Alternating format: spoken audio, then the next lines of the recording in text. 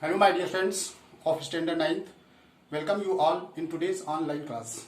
Dear friends, hereby all of you are welcomed here. Dear friends, my dear friends, as per schedule, we are going to learn biology. So from biology section, we have just started the chapter 1, that is the cell.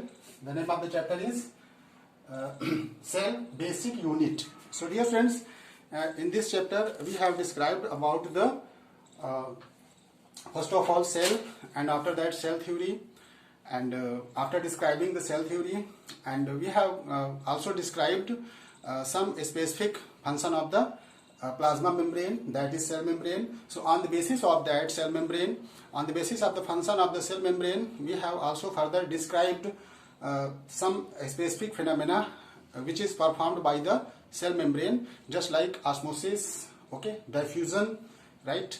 So all these types of, and on the basis of that there are some solutions already I have described, hypotonic solution, isotonic solutions.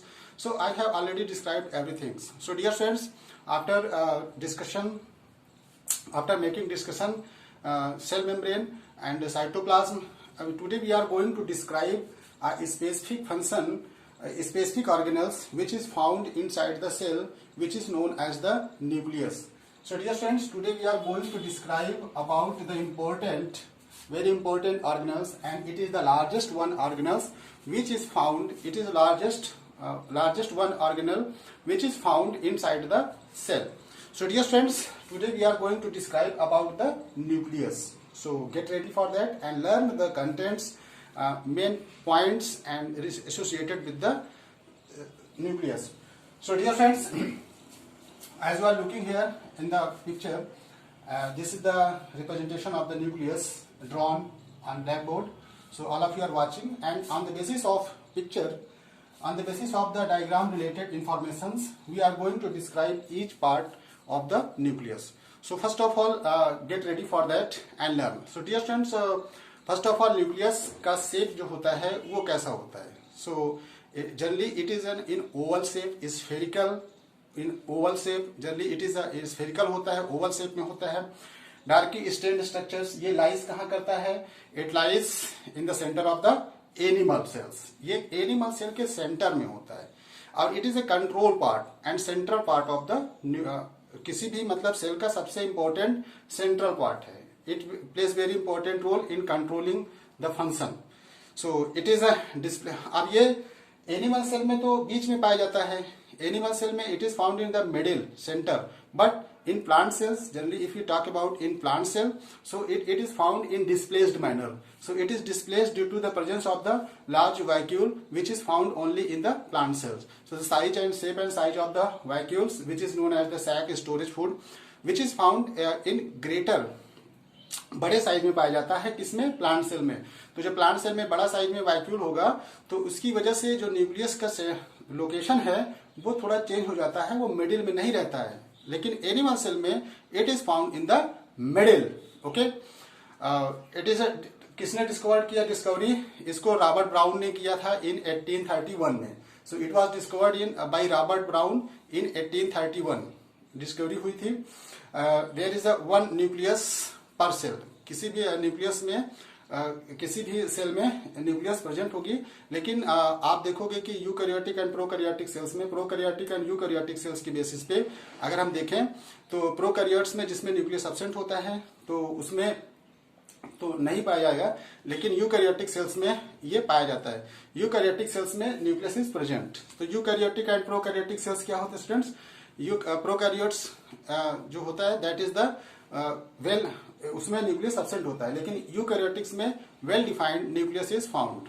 Okay, अब prokaryotics में जब nucleus absent होगा तो इस means the nuclear material which is found inside the nucleus will be directly in contact with the cytoplasm. फिर वो cytoplasm के directly contact में होंगे. So dear friends, it is this structure of nucleus. If you talk about the structure of nucleus, तो जो यहाँ पे draw किया गया है स्ट्रक्चर ऑफ न्यूक्लियस की हम लोग बात करते हैं. तो dear friends, as you are watching here in the figure, you can see the figure. Dear friends, जैसे मैंने बताया कि ये स्ट्रक्चर होता है, ये ओवल शेप में होता है और स्फेरिकल होता है न्यूक्लियस के स्ट्रक्चर्स. तो इस बेसिस पे हम देखें कि इसका शेप तो यहाँ पे आपको बहुत सारे ऑर्गेनल्स देखने को मिलेंगे। तो यहाँ पे देखिए कुछ पॉइंट, जैसे यहाँ पे ये रफ एंडोप्लाज्मिक रेटिकुलम है, ठीक है, और यहाँ पे आप देखोगे तो स्मूथ एंडोप्लाज्मिक रेटिकुलम है। तो स्मूथ एंडोप्लाज्मिक रेटिकुलम और rough endoplasmic reticulum which is attached with the nucleus. तो अभी हम इन दोनों का फंक्शन देखेंगे कि ये दोनों क्या करते हैं। और ये छोटे छोटे जो आपको ग्रेनुल्स टाइप के दिख रहे हैं, छोटे छोटे small granules, it is ribosomes. ये जनरली क्या होते हैं, राइबोसोम्स होते हैं। राइबोसोम्स इज प्रेजेंट, तो ये राइबोसोम्स होते हैं। राइबोसोम्स क्या होते हैं, राइबोसोम्स वेयर प्रोटीन मैन्युफैक्चरर, ये प्रोटीन के फॉर्मेशंस में बहुत इंपॉर्टेंट रोल करते हैं, play very important role. Ribosomes play very important role in manufacturing of the protein. तो प्रोटीन के फॉर्मेशंस में राइबोसोम्स का बहुत इंपॉर्टेंट रोल है। और इसका जो स्ट्रक्चर होता है that is rough structures. So on the basis of that, this rough structure के बेसिस पे अगर हम बात करें तो जो रफ एंडोप्लाज्मिक रेटिकुलम है, रफ एंडोप्लाज्मिक रेटिकुलम आप देखोगे इसमें राइबोसोम्स प्रेजेंट है। सो राइबोसोम्स यहाँ पे आप देखोगे राइबोसोम्स प्रेजेंट है रफ एंडोप्लाज्मिक रेटिकुलम में। तो इसकी वजह से इसका जो, इसीलिए इसका नाम रफ एंडोप्लाज्मिक रेटिकुलम है। वैसे तो ER होता है एंडोप्लाज्मिक रेटिकुलम, तो SER और ER, smooth endoplasmic reticulum, rough endoplasmic reticulum. तो सबसे बड़ा डिफरेंस इसमें यह है कि स्मूथ एंडोप्लाज्मिक रेटिकुलम में राइबोसोम्स प्रेजेंट नहीं है, राइबोसोम्स यहाँ पे अटैच नहीं होंगे। तो राइबोसोम्स नहीं होंगे तो इनका जो माइक्रोस्कोप से जब स्ट्रक्चर देखा गया तो स्मूथ दिखा, इस नाम पे इनका पड़ गया स्मूथ एंडोप्लाज्मिक रेटिकुलम। लेकिन जब इसका microscope, electron microscope, highly amplified electron microscope से जब देखा गया तो इसका जो सरफेस दिखा वो थोड़ा सा रफ दिखा। और ये रफ सरफेस जो देखा गया is due to the presence of the ribosomes. और राइबोसोम्स क्या होते हैं स्टूडेंट, राइबोसोम्स मैंने बताया कि ribosomes play very important role in manufacturing of the protein, sites for the protein formations play very important role. अब यहाँ पे आप न्यूक्लियस के अगर अंदर देखोगे तो आपके देखिए न्यूक्लियस का जो पूरा कंपोनेंट है वो कितने पार्ट से मिलकर जनरली बना होता है, major parts. We are talk about the major part of the nucleus. तो न्यूक्लियस के जो मेजर पार्ट्स हैं, the nucleus consist of the following major parts. तो इसके कौन कौन से देखो, न्यूक्लियर इन्वेलॉप, न्यूक्लियर इन्वेलॉप है, और न्यूक्लियोप्लाज्म है, न्यूक्लियोलस है, और क्रोमैटिन नेटवर्क है। तो जनरली 4 प्रकार के 4 types of the parts, 4 parts इसमें इंपॉर्टेंट हैं। न्यूक्लियर एनवेलप है, न्यूक्लियोप्लाज्म है, न्यूक्लियोलस है, और क्रोमैटिन नेटवर्क है, क्रोमैटिन नेटवर्क। तो इतने सारे चीजों से मिल करके ये हमारा न्यूक्लियस कंप्लीट बनता है। तो यहाँ पे देखिए ये क्रोमैटिन नेटवर्क है, thread like structure students, and this thread like structure chromatin network, ये आपको क्रोमैटिन नेटवर्क दिख रहा है। ये राइबोसोम्स हैं स्टूडेंट्स, ओके। ये अब यहाँ पे आप देखोगे कि इस पे न्यूक्लियस के साइड पे, तो ये आउटर मेम्ब्रेन है, this is the outer membrane, और यहाँ पे इनर मेम्ब्रेन है, और ये आपका पेरीन्यूक्लियर प्लेस। तो पेरीन्यूक्लियर स्पेस, तो यहाँ पे आप देखिए पेरीन्यूक्लियर स्पेस भी है यहाँ पे, इसको बोला जाता है न्यूक्लियर इन्वेलॉप, इसको कहा जाता है न्यूक्लियर इन्वेलॉप। इन सारे पॉइंट्स को एक साथ इंग्रीगेट करके कलेक्ट करके हम कह सकते हैं कि ये न्यूक्लियर इन्वेलॉप है, ओके। न्यूक्लियर इन्वेलॉप मतलब covered part, nuclear envelope is the covered part. तो न्यूक्लियर इन्वेलॉप क्या होता है, first of all describe about the nuclear envelope. तो न्यूक्लियर इन्वेलॉप क्या है, यहाँ पे देखो जैसे कवर्ड पार्ट है स्टूडेंट्स। इन्वेलॉप का मतलब क्या है, जैसे लिफाफे में हम कोई चीज भर देते हैं तो कवर्ड हो जाता है। तो न्यूक्लियर इन्वेलॉप क्या है, the nucleus is surrounded by the lipoproteins membrane. Lipoprotein membrane से सराउंडेड होता है nucleus membrane similar to the plasma membrane, just like similar to the plasma membrane. So the outer membrane of the nucleus is continuous with the endoplasmic reticulum. तो outer वाला जो ये है that is connected with the endoplasmic reticulum system, that is ER. outer वाला देखिए इसी यहीं से आपका कनेक्टेड है endoplasmic reticulum का, ठीक है। तो ये देखिए outer वाला जो पार्ट है that is न्यूक्लियर इन्वेलॉप में जो कि outer वाला जो पार्ट है, outer पार्ट, आउटर मेम्ब्रेन की बात करें तो यहाँ पे देखो ये एंडोप्लाज्मिक रेटिकुलम जुड़ा हुआ है। अब हालांकि on the basis of that, on the basis of presence of the ribosomes, अब किसी को स्मूथ एंडोप्लाज्मिक रेटिकुलम बोला गया है और किसी को रफ एंडोप्लाज्मिक रेटिकुलम बोला गया है, ओके। तो अब आप ये समझ गए होंगे students, continuous with the envelope reticulums and may be the ribosomes on its surface ribosomes इसके सरफेस पे आपको दिख रहे हैं। While inner membrane is smooth, अंदर वाला जो मेम्ब्रेन है दैट इज द स्मूथ, अंदर वाला जो होता है मेम्ब्रेन वो स्मूथ होता है, आउटर वाला थोड़ा सा रफ होता है। So the two nuclear membrane are separated by space. आप देखोगे टू न्यूक्लियर मेम्ब्रेन ये जो है दोनों सेपरेटेड है, किसके द्वारा? These are the separated by the space. अब that space is known as the, ये पेरी बोला गया ना, perinuclear space.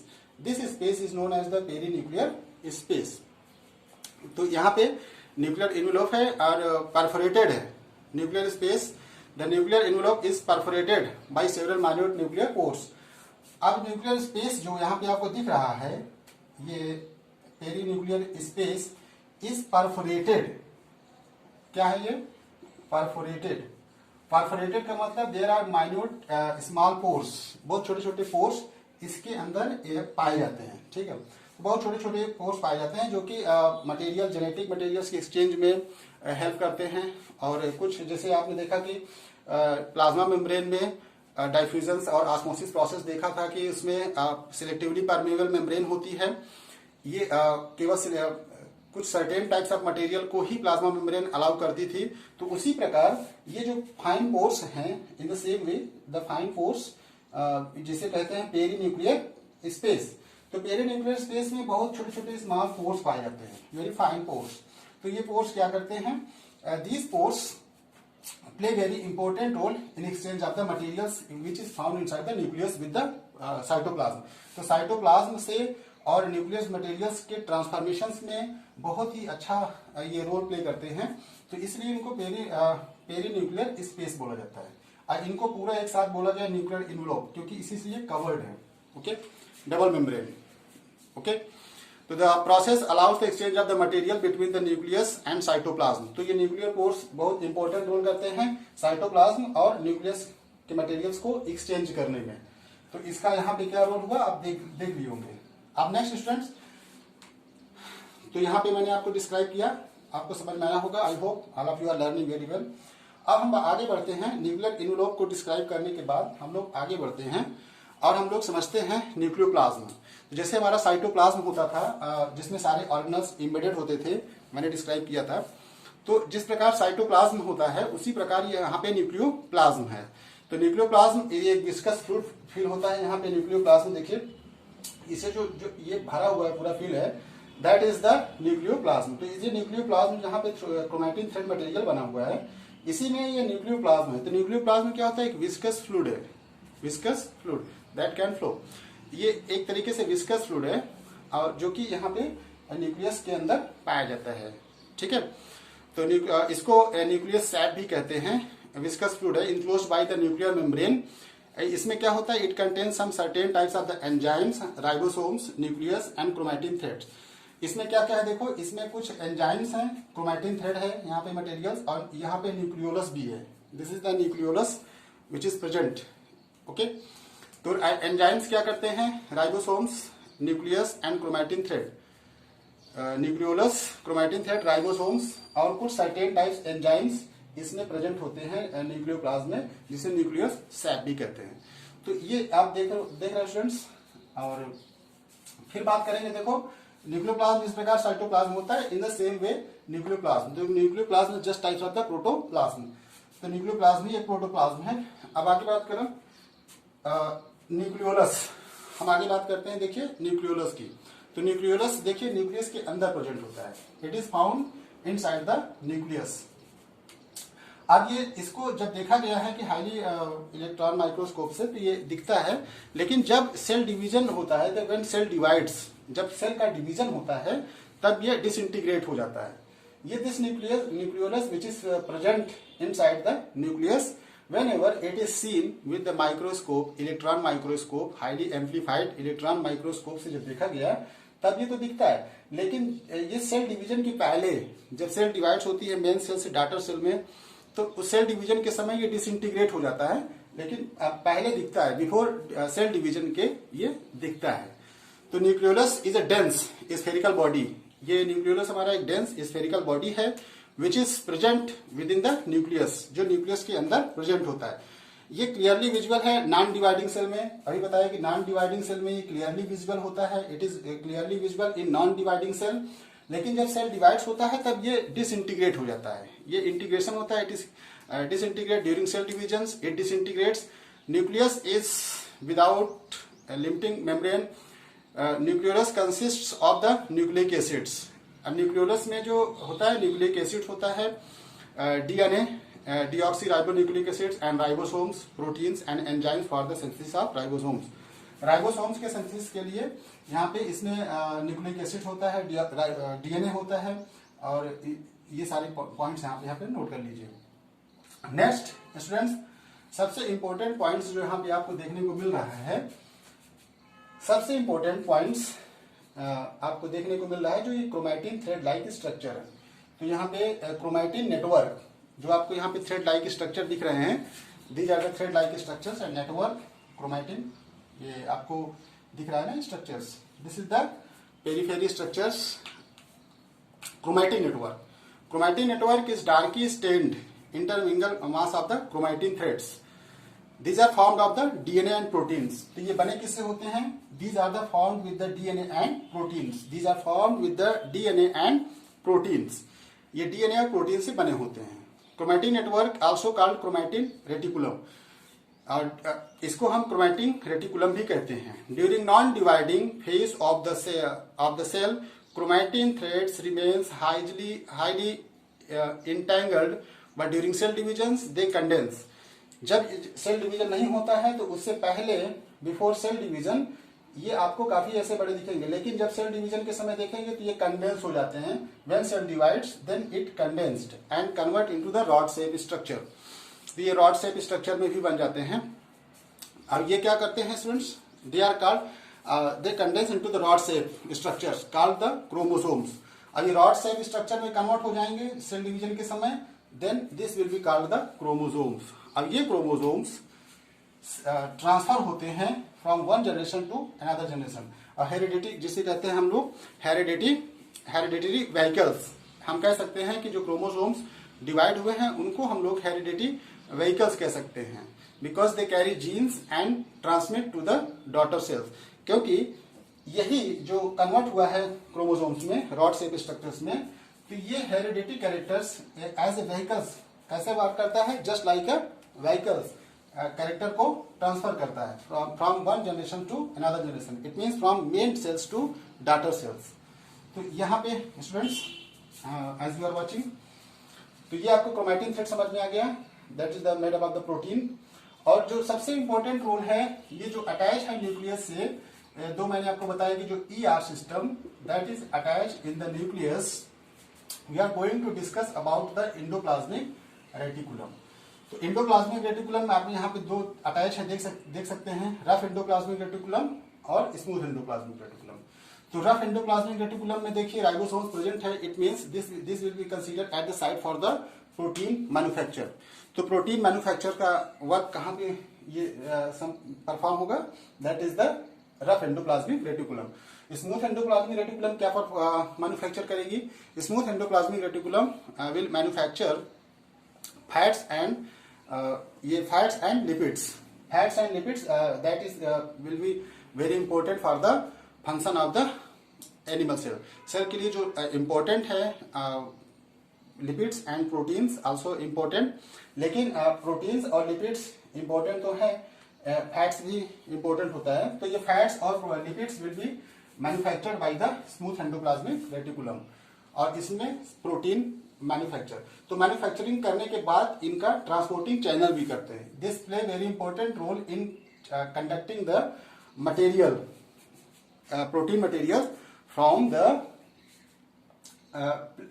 it transmit the protein materials, protein को ट्रांसफर कहाँ करेंगे, साइटोप्लाज्म में। साइटोप्लाज्म में प्रोटीन का ट्रांसफर होगा। अब आपको पता ही कि cytoplasm is the sites for the various kinds of the reactions, where various kinds of the reaction takes place in the cytoplasm.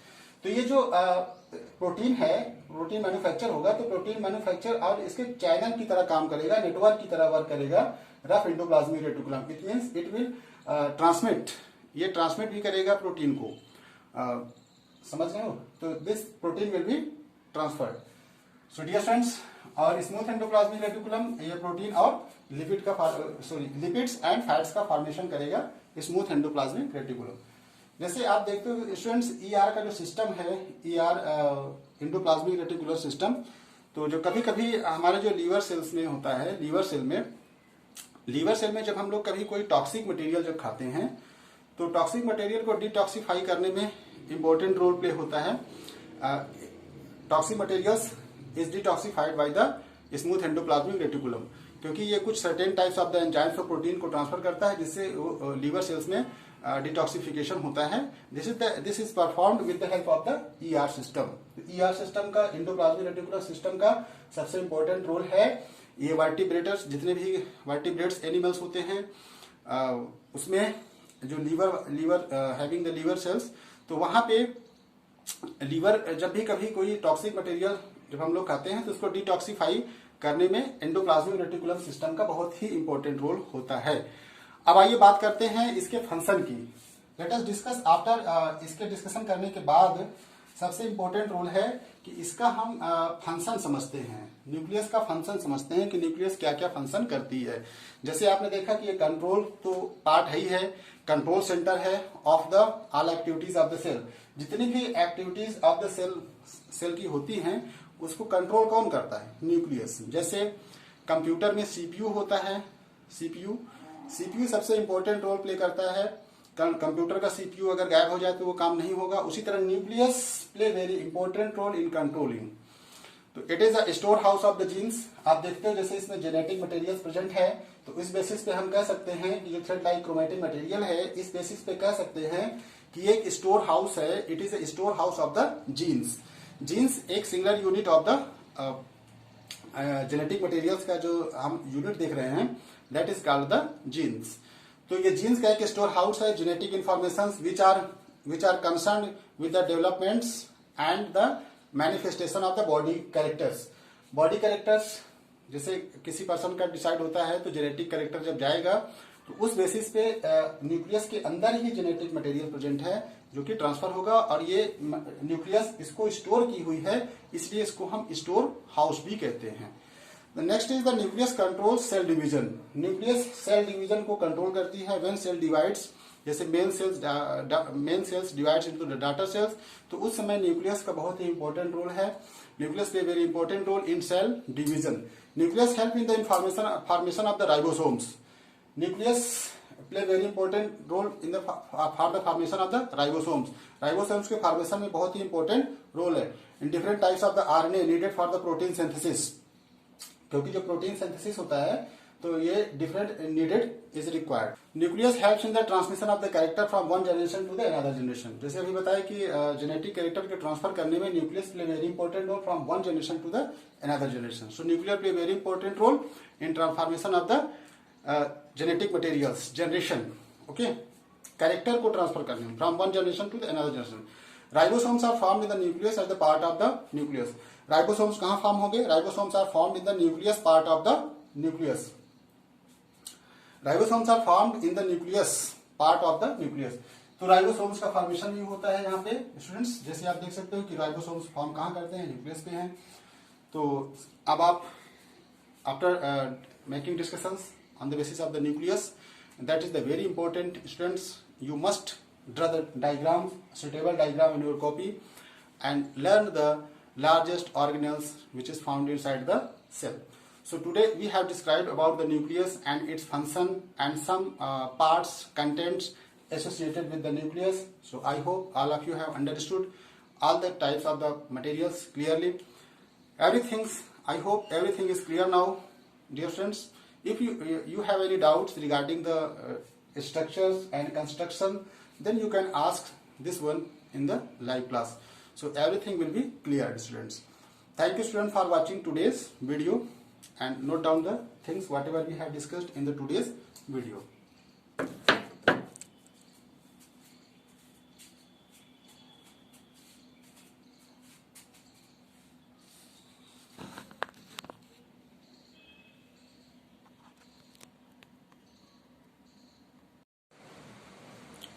My dear students, take a screenshot of entire blackboard so that you can get the proper homework written over here.